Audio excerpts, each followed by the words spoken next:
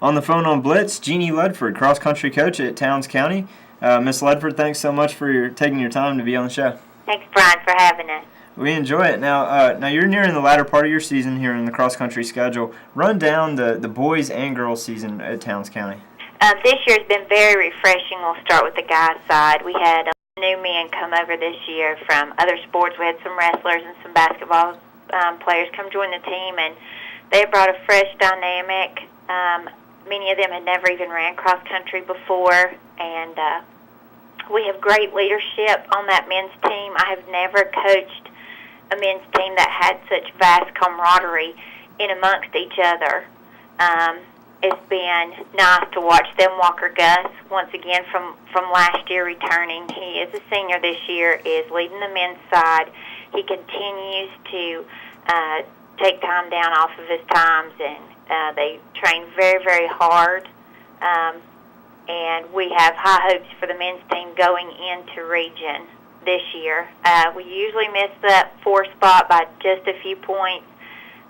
We fight every race just to see who the 7 are that we get to put on the line. So they are very competitive in amongst each other, but very, very supportive. So we have high hopes for the men this year and the ladies both. On the girls' side this year, again, Ansley Vardaman is leading the pack. She is a sophomore this year, continuing to push those times down. And her twin sister, we have been sharing her with the Atlanta Fire soccer team.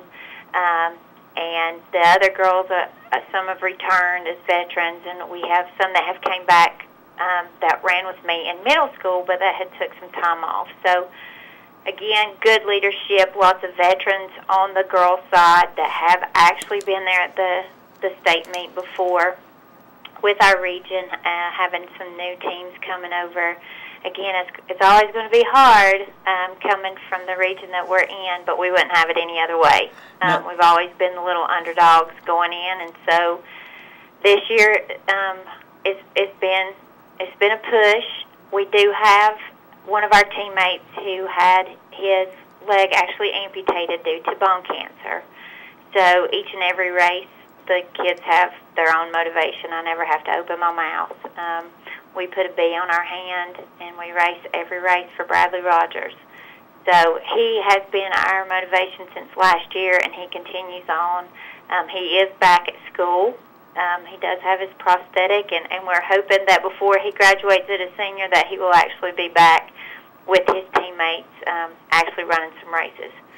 So he helps keep us motivated, and these kids make my job easy as far as coming in with motivation and with training, somewhat like the military.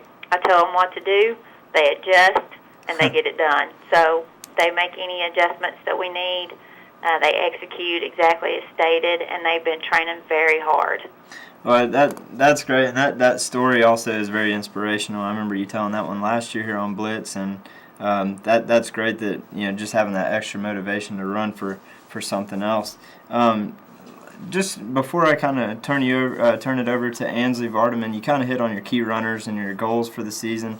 Talk a little about you talked about that dynamic perspective of sharing athletes across the boards at Towns County, and you said that it brought. What exactly does that bring to the table for cross country, having runners that play other sports as well? Well, cross training in any sport is very important, but with us being such a small school setting here, we look at our cross-country team as a family, and in our family unit, I race both of mine together at practice, boys and girls, and every one of my runners have other things they're involved in during cross-country season. We have many that's in the band. We have a lot that's on the competition competition dance team, and again, Taylor plays for the Atlanta Fire soccer team. A lot of them go to work. But when you're from a small school setting, you have to allow these kids to have every opportunity that they can just to find their way in life. So we do share up here, and I encourage mine to get out there and get involved with as much stuff as we can. We have a lot of them involved in a lot of community stuff and church, and so I couldn't ask for a more balanced team, but we are masters of time management. But up here, it's a necessity. When you come from a little public school, Right. you get what you get, and we share.